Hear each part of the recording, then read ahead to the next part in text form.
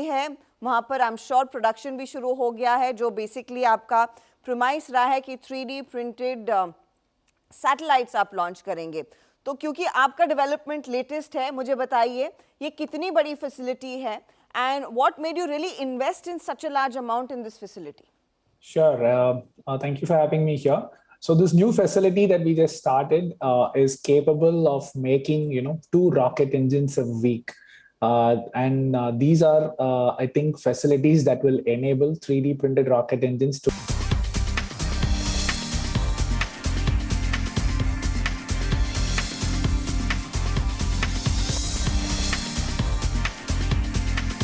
नमस्कार और बहुत स्वागत है आपका सीएनबीसी आवाज पर। आप देख रहे हैं property Guru presented by signature global. तो बहुत बहुत स्वागत है इस नए एपिसोड में आपका। लेकर हाजिर हैं आपका पसंदीदा शो, जिसमें हम रियल एस्टेट से जुड़ी हर बात आपको बताते हैं। आपके सवालों के जरिए कुछ और आपकी समस्याओं के समाधान करने की कोशिशें भी होती हैं और ढेर सारी बातें होती हैं कि पूरी दुनिया में, पूरे देश में रियल एस्टेट को लेकर क्या कुछ हो रहा है। तो आज भी यही सब करेंगे। हमारे साथ हैं आज के हमारे मेहमान, प्रॉपर्टी स्टोरी के को फाउंडर आशीष महाजन। सर बहुत बहुत स्वागत है आपका प्रॉपर्टी गुरु में। तो चलिए आशीष जी के साथ बातचीत शुरू की जाए। वैसे तो आशीष जी, सबसे पहले बात बेंगलुरु की मैं कर लूँ आपसे, क्योंकि आप वहीं से हमसे जुड़ते हैं और इस वक्त स्थिति जो है बेंगलुरु की, हर तरफ पानी ही पानी। तो क्या बड़े शहरों में अब ये समस्याएं होने लगी? क्योंकि मामला रियल एस्टेट से जुड़ा हुआ है, इसलिए सवाल मौजूद बनता है कि हम देखते हैं कि अक्सर बॉम्बे में हम कई साल पहले देख चुके हैं, लेकिन अब अमूमन हर उस बड़े सिटी में जिसमें बड़े पैमाने पर रियल एस्टेट डेवलपमेंट हुआ है, ये तस्वीरें आम हो चली कि अगर थोड़ी भी बारिश ज्यादा हो जाए तो शहर जो है वो तालाब बन जाता है। विपिन जी, एक डिबेट जो हम इस डोमेन में है और सोशल गैदरिंग में जाएंगे तो एक डिबेट होती है कि क्या मुंबई गुड़गांव के जो रियल एस्टेट प्राइसेस हैं वो डिजर्व करते हैं जिस प्राइसिंग पे वो हैं। वो डिबेट एक अनएंडिंग डिबेट है। वो कहाँ से चालू होती है कि आप देखिए, न्यूयॉर्क बिजनेस सेंटर है, सिंगापुर बिजनेस सेंटर है, तो वो सबसे टॉप प्राइस सिटीज हैं। तो इसी हिसाब से मुंबई, दिल्ली वगैरह बिजनेस सेंटर्स हैं एक बड़े देश के, तो इनके प्राइसिंग कोई ये नहीं रिलेट कर पाता है कि जो इंफ्रास्ट्रक्चर या फैसिलिटीज उन शहरों में मिल रही हैं वो शायद हमारे देश में नहीं मिल रही हैं। तो ये एक डिबेट है, ये अनएंडिंग डिबेट है। और आपका जो कंसर्न है वो बिल्कुल सच है। 100 करोड़ की आबादी का एक देश, जिसमें सिर्फ 4 या 5 शहर अगर आप फिंगर टिप्स पे गिन सकते हैं, most of the business activity इन्हीं शहरों में कॉन्सेंट्रेटेड है। इसका मतलब है कि मोस्ट ऑफ एम्प्लॉइज इसी शहरों में रह रहे हैं और इनका आगमन चालू ही रहता है। तो अनलेस एंड अनटिल हम अपने कई शहरों को मतलब विकसित करें और उनमें भी बिजनेस इवनली डिस्ट्रीब्यूट हो, तब तक ये प्रॉब्लम रहने ही वाली है और ये बढ़ेगी। अब दिल्ली एनसीआर एक एक्सपेंडिंग सिटी है, उसके साथ नोएडा, गुड़गांव और फर्दर और सिटीज जुड़ते जा रहे हैं। तो इन अ वे वो area, I hope in next 8-10 years जो पॉपुलेशन डिस्ट्रीब्यूशन है, जो बिजनेस डिस्ट्रीब्यूशन है, वो इवन सा हो जाएगा। सिमिलरली जो मुझे बैंगलोर का दिखता है कि Bangalore has to expand. Airport already काफी दूर है, एयरपोर्ट के बियॉन्ड शहर देवनहल्ली वगैरह बनने की जरूरत है। देवनहल्ली में बहुत रियल एस्टेट एक्टिविटी है लेकिन बिजनेस एक्टिविटी अभी नहीं। तो वो भी एक पूरा ये जो सर्कमफ्रेंस है ये बने, तब जाके हम उस स्टेट पे आ सकते हैं कि पॉपुलेशन इवनली डिस्ट्रीब्यूटेड होगी, घर और फैसिलिटी सब इवनली डिस्ट्रीब्यूटेड होंगे, तब जाके आप प्रेशर कम कर सकते हैं शहरों पे। अदरवाइज तो ये जो आप बेंगलुरु में देख रहे हैं, ये हर शहर में, अगर मैं आज कहूँ कि दिल्ली में इतनी बारिश हो जाए जो बैंगलोर में पिछले 1 हफ्ते में हुई है, तो आप इमेजिन करिए कि वहां पे क्या होगा। रेन डेफिसिट है इस समय तो एनसीआर में, तो आप इस तरह के नजारे नहीं देख पा रहे हैं। पर अगर समझिए बेंगलुरु में जो एक रात में जो बारिश हो रही है वो शायद पूरे 1 हफ्ते में दिल्ली में होती है। राइट। तो ये काफी पेनफुल है वो तस्वीरें जो हमने बेंगलुरु में देखी, और ये सच है हमारे महानगरों का। आशीष जी ने बड़ी खूबसूरती के साथ इसे एक्सप्लेन किया कि हो क्या रहा है आखिरकार। और रियल एस्टेट क्योंकि उसमें एक बहुत बड़ा प्लेयर है, अक्सर बातें ये भी हो जाती हैं कि कंस्ट्रक्शन एक्टिविटी इतनी ज़्यादा है और उसके लिए कोई नियम कायदे कानून नहीं है, और ये आगे जाके जो ड्रेनेज सिस्टम है उसे क्लॉग कर देता है और तमाम चीज़ें, फिर आबादी का बोझ, जैसा कह रहे हैं यहाँ आशीष जी की, एक अनएंडिंग डिबेट है। लेकिन ये डिबेट करने की जरूर बनती है, क्योंकि अगर हम अभी नहीं रुके या अभी इसको नहीं संभाला गया तो आगे स्थितियां बद से बदतर होती चली जाएंगी। इसीलिए आज प्रॉपर्टी गुरु में ये थोड़ा मौजूद टॉपिक है। हर बार ही हम बात करते हैं घरों की सेल कैसी हो, तो हम बात करेंगे, लेकिन इन पर भी आप लोगों का ध्यान जाना चाहिए, कोशिश हमारी रहती। तो चलिए सवाल जवाब के सिलसिले को शुरू करते हैं और उन्हीं के जरिए प्रॉपर्टी बाजार की बात भी होती चलेगी। पहले कॉलर है हमारे मोहिल चतुर्वेदी साहब, हमें नोएडा से कॉल कर रहे हैं। मोहिल साहब, बहुत स्वागत है आपका प्रॉपर्टी गुरु में। क्या पूछना चाहेंगे आप? Good afternoon sir, thank you for taking my question. जी सर, मेरा क्वेश्चन एक है, मुझे पुणे में वाकड़ साइड में एक 3 BHK फ्लैट परचेज करना है। मेरा बजट अराउंड 90 to 1 CR है। ठीक है। और कोई ऐसा प्रोजेक्ट जो कि अच्छा हो और उसका या तो वो रेडी टू मूव इन हो या फिर नियरिंग पोजीशन हो, दैट विल बी प्रिफर्ड। ठीक, अगर आप कुछ सजेस्ट कर सकें। जरूर। बढ़िया, ठीक बजट है आपका, 90 से 1 करोड़ के बीच में रेडी पोजीशन आप देख रहे हैं। 3 BHK वाकड़ पुणे में। पुणे एक बहुत बेहतरीन मार्केट है रियल एस्टेट के लिहाज से, और काफ़ी इस तरह की चीज़ें वहाँ अवेलेबल रहती हैं। बड़ा आपके पास स्कोप रहता है चूज़ करने के लिए। लेकिन वाकड़ में क्या आपको मिल पाएगा वो हम आशीष जी से पूछेंगे। आशीष जी, इनके बजट में वाकड़ में इन्हें क्या अच्छा मिल सकता है? विपिन जी, पहली बात, नए प्रोजेक्ट्स में रेडी टू मूव इन मिलना तो नियर इम्पॉसिबल है। सेकेंडली, प्रॉपर वाकड़ जो एक मुंबई पुणे हाईवे को टच करता है, ये काफी प्राइम एरियाज में पुणे के काउंट होता है। तो 1 करोड़ के अंदर अगेन 3 बेडरूम मिलना थोड़ा मुश्किल है। पर अगर इनका बजट 15-20 लाख से ऊपर आता है तो कुछ प्रोजेक्ट्स हैं जो आने वाले 1 से 2 सालों में डिलीवरी स्टेज पे आ जाएंगे। जैसे कि एक प्रोजेक्ट है MJ opera, almost about 1100 square feet का उस पे कारपेट एरिया आता है, 1 करोड़ 10 लाख रुपए प्राइस्ड है। कल्पत्रु ग्रुप जो काफी बड़ा ग्रुप है, मुंबई पुणे सभी जगह इनके प्रोजेक्ट्स हैं। इनका एक प्रोजेक्ट है एक्सक्विजिट, वो भी कुछ 1000 स्क्वायर फीट का 1 करोड़ 20 लाख की रेंज में। तो इस तरह के प्रोजेक्ट्स इनको वाकड़ में मिल सकते हैं। लेकिन अगर ये चाहते हैं कि मुझे 3 बेडरूम ही मिले तो और इतने ही बजट में मिले, तो मे बी ये हिंजेवाड़ी के अंदर, जो वाकड़ बेसिकली क्या सर्विस करता है कि कुछ लोग वहां से शायद पुराने शहर की तरफ काम करने जाते हैं, बट मेनली लोग हिंजेवाड़ी IT पार्क में काम करते हैं, जो लार्ज टेक पार्क की तरह जाना जाता है। अगर ये हिंजेवाड़ी के अंदर जाते हैं तो इनके बजट में 70-80 लाख से स्टार्टिंग 3 बेडरूम्स मिलेंगे इनको। कोल्टे पाटिल के जो टाउनशिप है उसके अंदर, फिर मेगापोलिस एक टाउनशिप है, शाहपुर जी जॉयविल करके शाहपुर जी ग्रुप का एक प्रोजेक्ट है, तो गोदरेज का कुछ प्रोजेक्ट, उस तरह के ऑप्शंस इनके ओपन होते हैं अगर ये वाकड़ से मूव करते हैं। अब वाकड़ से ना मूव करने के रीजन यही होते हैं कि आप हिंजेवाड़ी IT पार्क के अंदर रहें तो आप उस सोशल इंफ्रा और इकोनॉमिक इंफ्रा के साथ ही टाइड रहते हैं, जो रेस्ट ऑफ पुणे से अभी थोड़ा कम डेवलप्ड है। लेकिन वाकड़, बानेर, आउंद, ये काफी डेवलप्ड जोन्स है पुणे की। तो अगर इंसान चाहेगा, उसका बजट परमिट करेगा, तो वो इधर की तरफ ही रहना चाहेगा, ना कि IT पार्क के अंदर। ठीक है, तो चलिए मोहिल साहब, देखिए थोड़ा बहुत बजट अगर ऊपर नीचे आप कर पाए तो बहुत अच्छी बात है। फिर आपको आपकी चॉइस की चीज़ें मिलेंगी और बाकी क्या ऑप्शंस हो सकते हैं वहाँ पर, उसमें भी और उसके आसपास भी, वो आपको आशीष जी ने बता दिए। जरा एक नज़र मारिए, थोड़ा एक चक्कर लगाइए, फिर हमसे दोबारा बात कीजिए और हम आपको और ज़्यादा इस पर एक इन डेप्थ एनालिसिस देने की कोशिश करेंगे ताकि आप अपना फाइनल डिसीजन बना पाए। राइट, तो ये हो गई मोहिल साहब की क्वेरी। और अब हमारे अगले कॉलर हैं इंद्रजीत सिंह ओबेरॉय, हमें मेरठ से कॉल कर रहे हैं। इंद्रजीत साहब, बहुत स्वागत है आपका, क्या सवाल रहेगा? Thank you so much for calling. जी जी, बताइए। नहीं, I have a unit in space plaza Gurgaon. अच्छा, सेक्टर 69। ओके। हाँ, तो I am holding since last 10 to 12 years। ओहो, it was on payment plan. अच्छा जी। तो इस बीच में वो भी कोरोना भी आ गया, उससे भी थोड़ा सा 2-3 साल तो इफेक्ट हुआ उसका। तो अभी तक उसमें कोई हो नहीं रहा कुछ भी। I want to sell immediately. अच्छा, आपने लिया क्या था, किस भाव पे लिया था सर? ये total all in all 50 lakh का कॉस्ट कर रहा है। 50 लाख। 328 स्क्वायर फीट एरिया है। जी जी, फर्स्ट फ्लोर है, कमर्शियल है। ठीक है सर, लेते हैं सलाह हम आशीष जी से। आशीष जी, अब ये कह रहे 10-12 साल से होल्ड कर रहे हैं, कुछ मूवमेंट उसमें दिख नहीं रही, 50 लाख रुपए इनकी कॉस्टिंग है और कमर्शियल रिटेल यूनिट है प्लेस प्लाजो में, तो क्या मामला यहाँ पे रुका हुआ है, फंसा हुआ है, ज़्यादा कुछ होगा नहीं, या फिर ये रुकते हैं तो फिर आगे चल के इनको अच्छा इसका कुछ रिटर्न मिल सकता है या निकल जाए?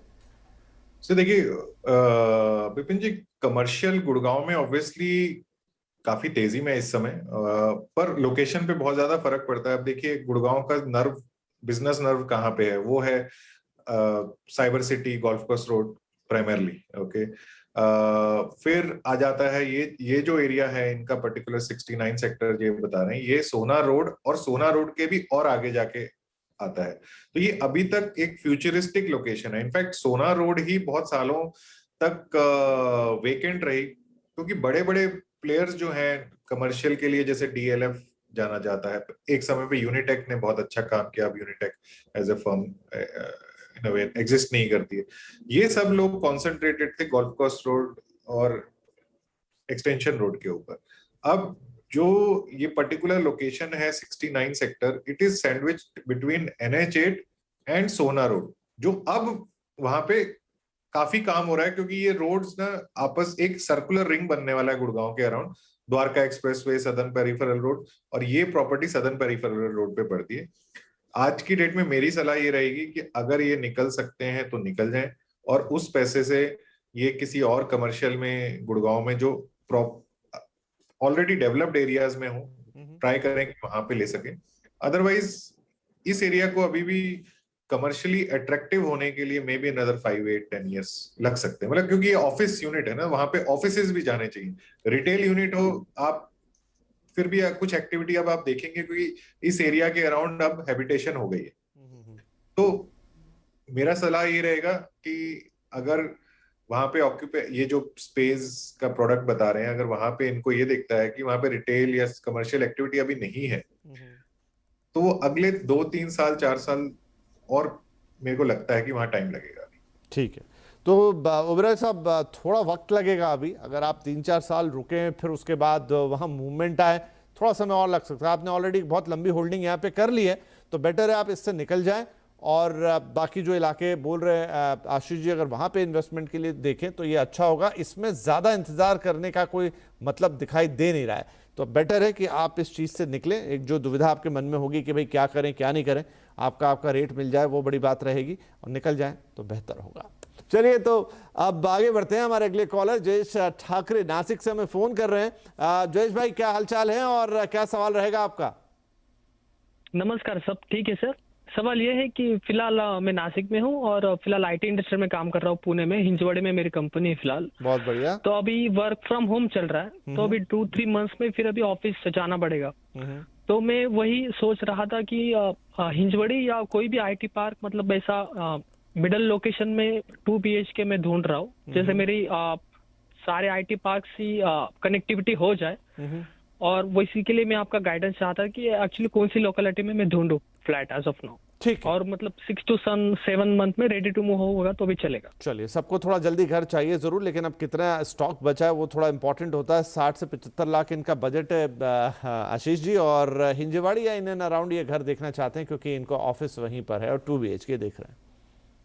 जी विपिन जी, इनको डेफिनेटली हिंजेवाड़ी में कुछ ऑप्शंस मिल जाएंगे, but ready to move in, जैसे आपने कहा, रेडी टू मूव इन हर एक की पसंद और फर्स्ट प्रेफरेंस है, लेकिन ready to move in developers के पास आज की डेट में नहीं है। ज्यादा से ज्यादा अगले 1-2 साल 3 की डिलीवरी में इनको कुछ प्रोजेक्ट्स मिल सकते हैं, और ये प्रोजेक्ट्स प्रॉपर हिंजेवाड़ी के अंदर, हिंजेवाड़ी में ना मल्टीपल फेजेस हैं, फेज 1, फेज 2, फेज 3। तो जितना आप मुंबई हाईवे के पास है वो अर्लियर फेज है, और वो उतना ही प्रीमियम हो जाता है।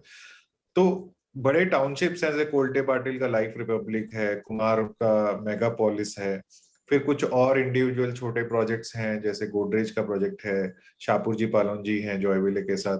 तो इन सब प्रोजेक्ट्स में बजट को थोड़ा फ्लेक्सिबल रख के, थोड़ा 5-8 लाख ऊपर नीचे करके इनको टॉप डेवलपर्स के प्रोडक्ट मिल सकते हैं। नहीं तो हिंजेवाड़ी की एक बहुत 2-3 सैटेलाइट एरियाज हैं हिंजेवाड़ी के अराउंड, जहां पे ऑप्शंस इनको अगेन अच्छे बिल्डर से मिल सकते हैं। जैसे कि एक आ जाता था थावड़े, वो थोड़ा मुंबई हाईवे में नासिक की तरफ आप जाते हैं तो उस लोकेशन में, तो उससे आपको मुंबई हाईवे भी पास हो जाता है, और आप हिंजेवाड़ी IT पार्क में काफी आसानी से आ सकते हैं। वहां पे कुछ ऑप्शंस जैसे रोहन बिल्डर्स है, महिंद्रा एक प्रोजेक्ट बना रहा है, वो देख सकते हैं। अदरवाइज बानेर एनेक्स बोला जाता है, वहां पे हिंजेवाड़ी के जितने भी बड़े IT पार्क्स हैं वो आपको एक एक वाटर बॉडी के अक्रॉस दिखाई देते हैं, एक ब्रिज कनेक्ट कर रहा है आपको, वहां पे गोदरेज है, वीटीपी है, सबके बड़े टाउनशिप्स हैं, उधर भी इनके बजट में 2 बेडरूम फ्लैट इनको मिल जाएगा। बट वही है कि इनको वेट करना पड़ेगा, और ये सारे अच्छे एरियाज हैं, सारे अच्छे प्रोडक्ट्स हैं टॉप डेवलपर्स। चलिए इसी सलाह के साथ एक छोटा सा ब्रेक ले लेते हैं, ब्रेक के बाद बातचीत जारी रखेंगे।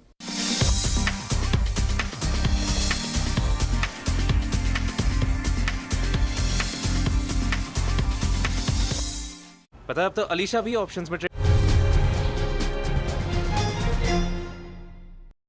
Hello and welcome. आप देख रहे हैं सीएनबीसी आवाज, मैं हूं हर्षदा सावंत और आप देख रहे हैं आपका पसंदीदा स्टार्टअप शो आवाज एंटरप्रेन्योर, जहां हम बात करते हैं स्टार्टअप इकोसिस्टम के बड़े मुद्दे, ट्रेंड्स और साथ ही नए आइडियाज की। स्टार्टअप की दुनिया में सबसे ज्यादा चर्चा आजकल हो रही है फंडिंग विंटर की, यानी कि ऐसा माहौल जहां फंड जुटाना बेहद मुश्किल हो रहा है। लेकिन इस विंटर में सुनहरी धूप ब्यूटी सेगमेंट में खिली हुई है। पिछले 6 महीनों में जहां पूरी दुनिया मंदी के साए में जी रही है, वहीं भारतीय ब्यूटी स्टार्टअप्स ने अच्छा खासा फंड जुटा लिया है। मिसाल के तौर पर पर्पल, जो बना है देश का 102nd यूनिकॉर्न, कंपनी ने हाल ही में $33 मिलियन का फंड रेज किया। इससे पहले मई के महीने में शुगर कॉस्मेटिक्स ने $50 मिलियन के फंड जुटाए। वहीं vegan beauty product startup plum ने मार्च के महीने में $35 मिलियन का फंड रेज किया है। यानी कि पिछले 4 महीनों में इन कंपनियों ने कुल मिलाकर $100 मिलियन का फंड रेज किया।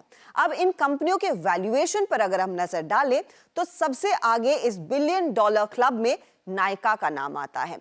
कंपनी लिस्टेड एंटिटी है। $8.8 बिलियन पर दरअसल नायका का वैल्यूएशन इस समय खड़ा है। यही नहीं, पर्पल का वैल्यूएशन हाल ही के फंड रेज के बाद करीब $1.1 बिलियन पर आ गया है।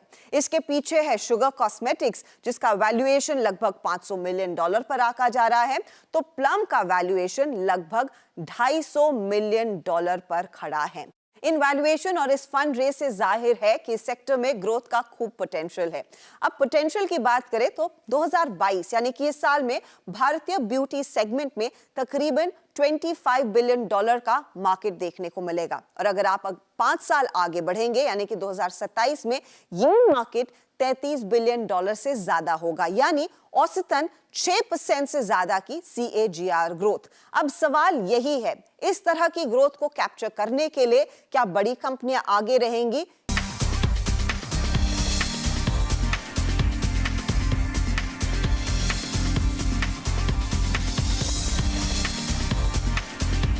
Welcome back. आप देख रहे हैं प्रॉपर्टी गुरु, हम दे रहे हैं आपके सवालों के जवाब। बात हो रही रियल एस्टेट मार्केट पर। आशीष जी हमारे साथ बने हुए हैं, तो चलिए इस सिलसिले को आगे बढ़ा लेते हैं। आशुतोष श्रीवास्तव बेंगलुरु से हमारे साथ फोन लाइन पर आ गए हैं। आशुतोष भाई, बहुत स्वागत है आपका। आई होप कि सब ठीक होगा, बारिश काफ़ी है, लेकिन बताइए क्या पूछना चाहेंगे। विपिन भाई धन्यवाद। मेरा जो है, मैंने एक प्रॉपर्टी देख रहा हूँ नोएडा की साइड में जी। ये है एस डिविनो का प्रोजेक्ट है, काफी एडवर्टाइजमेंट आता रहता है इन लोगों का टीवी पे। 8,000 रुपए पर स्क्वायर फीट पे कोस्ट कर रहा है बिल्डर। ओके। 7.5 तक आने को तैयार है। ठीक है। और दिसंबर में कह रहा है तो पोजीशन दे देगा। बहुत बढ़िया। तो उसी के बारे में सलाह लेनी थी। 4 BHK फ्लैट देख रहा हूँ मैं। चलिए, बहुत ही अच्छी बात है। तो एस डिविनो, आशीष जी ये फ्लैट देख रहे ग्रेटर नोएडा वेस्ट में 8,000 पर स्क्वायर फीट, और सबसे अच्छी बात की इस साल के अंत में पोजीशन भी मिलने की बात हो रही है। तो कैसा लग रहा है आपको ये प्रोजेक्ट? आपको इस प्रोजेक्ट की एडवर्टीजमेंट ऐसे दिखाई देगी कि ग्रेटर नोएडा वेस्ट का सबसे महंगा प्रोजेक्ट। तो नोएडा में, इनफैक्ट नोएडा काफी यूनिक है जिस तरह से वहां प्रोजेक्ट्स की एडवर्टीजमेंट करी जाती है। तो यहाँ पे बेसिकली बताने की क्या कोशिश करी जा रही है कि नोएडा वेस्ट का, ग्रेटर नोएडा वेस्ट का ये सबसे लग्जरी प्रोजेक्ट है, और जो कि कई मायनों में सच है। तो ग्रेटर नोएडा वेस्ट जो NH24 मेरठ, गाजियाबाद और मेरठ को कनेक्ट करता है, वो आपको दिल्ली की कनेक्टिविटी देता है ग्रेटर नोएडा वेस्ट से, और मेट्रो रेल वगैरह की भी ऑप्शंस अब खुल चुकी हैं। तो एस अच्छा डेवलपर है, डेवलपर के साथ इनको कोई इशू नहीं आएगा, डेवलपमेंट अच्छी है, रेट्स इनके हाईएस्ट ही हैं उस एरिया के हिसाब से, क्योंकि ये एरिया जो है वो काफी डेंस कंस्ट्रक्शन देखी गई है इन प्रोजेक्ट में। काफी बड़ी बड़ी टाउनशिप्स हैं और उतने अच्छे प्रोडक्ट्स नहीं है, तो उन सब में प्रोडक्ट स्टैंड आउट करता है। और एक और चीज है विपिन जी, देश भर में लोगों को बड़े घर चाहिए, 3 बेडरूम 4 बेडरूम है। 4 बेडरूम सबसे ज्यादा डिमांड में और उसकी सप्लाई सबसे कम है। तो 4 बेडरूम यहाँ पे कुछ 1.5 करोड़ से 2 करोड़ तक कोट होता है, डिपेंडिंग ऑन प्रोजेक्ट का, अपार्टमेंट का साइज। तो इनको वन फॉर ओन यूज और इन्वेस्टमेंट के पर्पज से प्रोजेक्ट अच्छा है इनके लिए। तो चलिए, आशुतोष जी की ये हो गई क्वेरी सॉल्व, और अब अंकुर जैन साहब है हमारे साथ फोन लाइन पर। अंकुर जी, बहुत स्वागत है आपका। क्या सवाल पूछेंगे आप? सर, मैं एक कमर्शियल स्पेस में इन्वेस्ट करना चाहता हूँ और एससीओ में मेरा इंटरेस्ट है, बट अभी बहुत सारे प्राइवेट बिल्डर्स हैं जो एससीओ स्पेस रोल आउट कर रहे हैं, एंड इसमें मुझे सबसे बड़ी प्रॉब्लम ये लगती है कि एक तो प्राइसेस बहुत इन्फ्लेटेड है, दूसरा पार्किंग प्रॉब्लम है, and I am looking in something Gurgaon और near by Gurgaon, primary NCR area.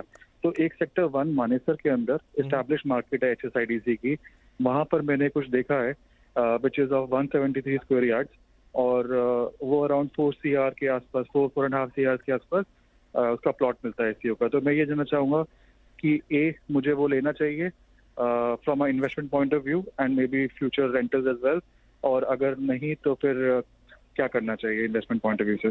चलिए, बढ़िया सवाल है आपका। एससीओ प्लॉट आप खरीदने का सोच रहे हैं मानेसर गुड़गांव के इस इलाके में, न्यू गुड़गांव जिसे आप कह रहे हैं, 4 करोड़ में आपको मिल रहा है। क्या साइज आपने बताया, एक बार फिर बताएंगे? 173 square yards, 144 square metre. Okay जी, 144 स्क्वायर मीटर। आशीष जी, कैसा लग रहा है ये? विपिन जी, पहले तो ऑडियंस के लिए ये है कि एससीओ क्या है, शॉपिंग कॉम्प्लेक्स बेसिकली। पिछले कई सालों से है, लेकिन जिस तेजी से इस साल देखा गया है, जिस प्रमोशंस का, बेसिकली डेवलपर्स को अपनी लैंड बेचने का एक तरीका मिला है, जहां कुछ डेवलपमेंट वो करके देंगे, उसके बाद जो प्लॉट्स हैं इंडिविजुअल्स, बिजनेसेस या और छोटे डेवलपर उसको खरीद सकते हैं और उसके ऊपर दुकानें बना सकते हैं, उसको लीज कर सकते हैं, उसको बेच सकते हैं या सिर्फ होल्ड करके रख सकते हैं। मानेसर मैं रेकमेंड नहीं करूंगा, क्योंकि जिस रेट पे ये इस पर्टिकुलर प्लॉट की बात करें, शायद ये इसी बात से देख रहे हैं कि ये स्टेट अथॉरिटी से आ रहा है, उसी रेट पे इनको शायद द्वारका एक्सप्रेसवे और southern peripheral road of Gurgaon में कुछ ऑप्शंस मिल जाएंगी। मे बी प्लॉट थोड़ा छोटा होगा। जो मैं देख रहा हूं कि 75 स्क्वायर यार्ड और मतलब 100 स्क्वायर यार्ड, इस तरह के साइज के भी प्लॉट्स अवेलेबल हैं दुकानें बनाने के लिए, और वो रेट्स कहीं 2.5-3 करोड़ से चालू हो जाता है। मेरा सिंगल पॉइंट ऑफ जो सजेशन, मतलब रीजन मैं इसको सजेस्ट कर रहा हूं कि द्वारका एक्सप्रेसवे या के अंदर जो पॉपुलेशन है और जो रेजिडेंशियल प्रोजेक्ट्स हैं या कमर्शियल प्रोजेक्ट्स हैं, अल्टीमेटली यही लोग आके शॉपिंग करते हैं। आपको आपका एससीओ प्लॉट जिस पे आप दुकान बनाएंगे वो उस कैचमेंट है। जो कैचमेंट है उसकी डेंसिटी, उसकी पॉपुलेशन और उसकी हैबिटेशन अभी और आने वाले सालों में गुड़गांव में ही ज्यादा रहने वाली है मानेसर से। तो इसीलिए मैं ये रेकमेंड करूंगा कि गुड़गांव के अंदर देखिए, और यहाँ पे अच्छे प्राइवेट डेवलपर हैं, एमआर हैं, ये सब बेस्टेक हैं, ये सब ने काफी सारे एससीओ ऑप्शंस ओपन किए हैं पिछले कुछ सालों में। तो चलिए एक छोटा सा ब्रेक के बाद बातचीत जारी है।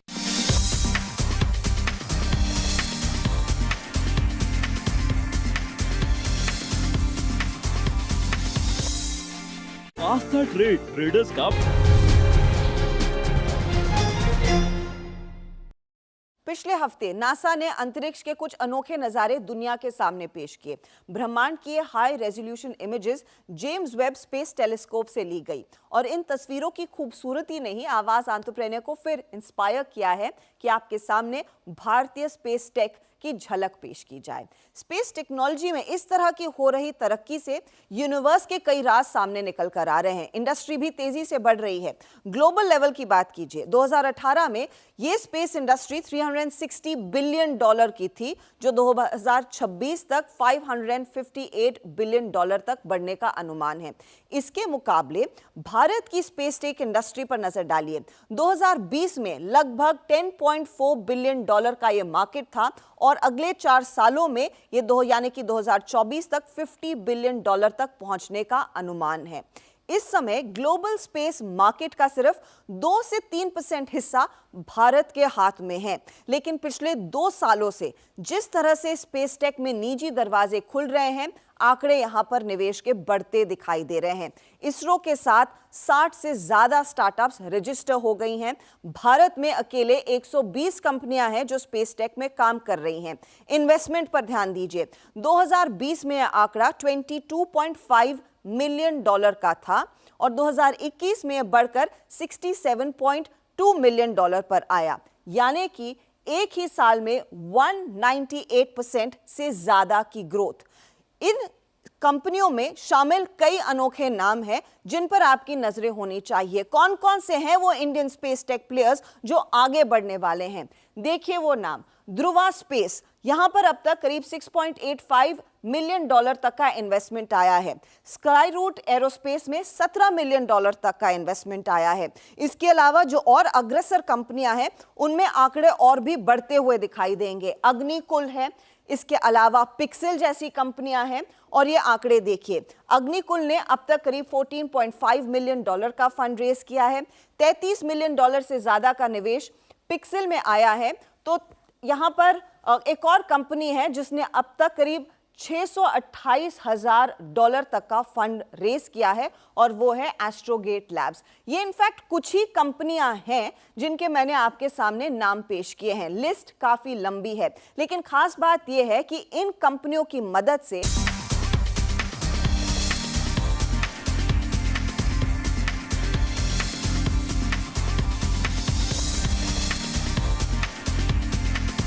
वेलकम बैक CNBC आवाज पर। आप देख रहे हैं property Guru presented by signature global. और अब वक्त है कुछ और सवाल लेने का। कुछ ईमेल्स हम ले लेंगे। हमारे साथ आशीष जी बने हुए हैं जिनसे हम आपके सवालों के जवाब ले रहे हैं। तो ये ईमेल हमें भेजा है किशोर उम्बारे साहब ने, USA, United states of America, north Carolina state से। और आप पूछना चाहते हैं कि महिंद्रा नॉस्टैल्जिया लोकेशन है इनकी पुणे, वहाँ पर आप देख रहे हैं एक प्रॉपर्टी, कुल कीमत या बजट कह लें तो 1.2 CR है, 1300 स्क्वायर फीट का सुपर बिल्टअप है, 880 का कारपेट है। यहाँ पर अगले 10 साल में किस तरह की रिटर्न की उम्मीद है? पोजीशन ज़रूर इसका थोड़ा लेट मिलेगा इनको, अब से करीब 4 साल बाद, जून 2026 में। और पिंपरी में ये घर मौजूद है, 3 BHK। तो सर इस पर सलाह चाहते हैं आशीष जी। महिंद्रा नॉस्टैल्जिया और 1.2 CR में इनको एक 3 BHK मिल रहा है और 4 साल में लगभग पोजीशन मिल जाएगा। विपिन जी, पिंपरी चिंचवड़ हम सभी जानते हैं कि पिंपरी चिंचवड़ एक काफी वेल मैनेज्ड लोकेलिटी है। यहाँ की जो म्युनिसिपैलिटी है वो बहुत एक्टिव रही है। सबसे बड़ी बड़ी इंडस्ट्रीज, मैन्युफैक्चरिंग इंडस्ट्रीज का बेस यहाँ पे बहुत बड़ा है। और यहाँ पे महिंद्रा लाइफ स्पेसेस, जिनके काफी सारे रेजिडेंशियल प्रोजेक्ट्स हैं, ऑलरेडी एस्टेब्लिश प्लेयर है। तो नॉस्टैल्जिया इनका एक नया लॉन्च है जो अभी चालू है, तभी उसकी जो डिलीवरी है वो 2026 तक की प्रॉमिस करी गई है। जिस रेट पे वो ऑफर किया गया थोड़ा बहुत प्रीमियम है करंट मार्केट रेट से, बट इट इज ऑल्सो, आप वहां के leading player plus nationally leading player है महिंद्रा। और महिंद्रा का इस समय अपनी हाउसिंग में ये फोकस है कि ग्रीन थीम पे ये सब प्रोजेक्ट्स को बना रहे हैं। तो सस्टेनेबल एक टाउनशिप तो नहीं कहूंगा, अपार्टमेंट कॉम्प्लेक्स है ये। तो उस हिसाब से, मार्केट के हिसाब से इनका रेट एकदम ठीक है। और अगर ये इस लोकेशन पे जाते हैं तो ये देखेंगे महिंद्रा वहां पे ऑलरेडी एक एस्टेब्लिश डेवलपर है, इनके मल्टीपल प्रोजेक्ट्स हैं जिसमें लोग रह रहे हैं। जी, तो चलिए, तो आप कह रहे हैं कि इसमें निवेश कर सकते हैं, कोई प्रॉब्लम वाली बात नहीं है, सब कुछ क्लीन है। महिंद्रा डेवलपर लाइफ स्पेसेस के साथ कस्टमर ओरिएंटेशन इनकी बहुत अच्छी है।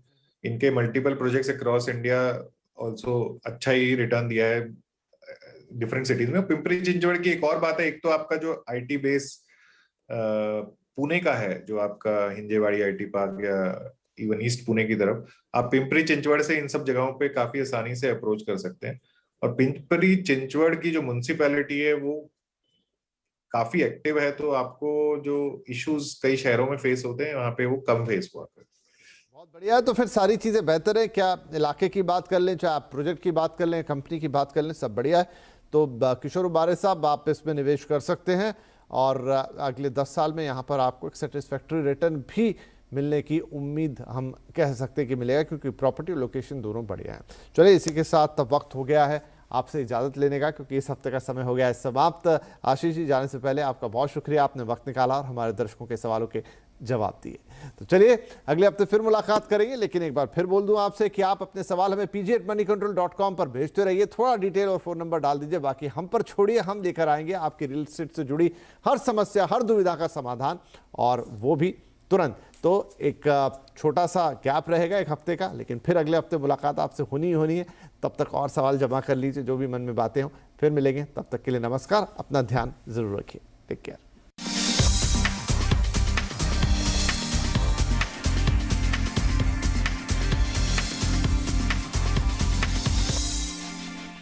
स्वागत है आप सभी का कमाई का।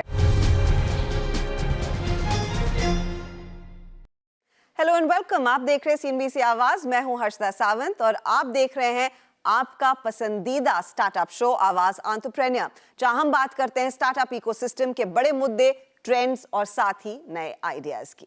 स्टार्टअप की दुनिया में सबसे ज्यादा चर्चा आजकल हो रही है फंडिंग विंटर की, यानी कि ऐसा माहौल जहां फंड जुटाना बेहद मुश्किल हो रहा है। लेकिन इस विंटर में सुनहरी धूप ब्यूटी सेगमेंट में खिली हुई है। पिछले 6 महीनों में जहां पूरी दुनिया मंदी के साए में जी रही है, वहीं भारतीय ब्यूटी स्टार्टअप्स ने अच्छा खासा फंड जुटा लिया है। मिसाल के तौर पर पर्पल, जो बना है देश का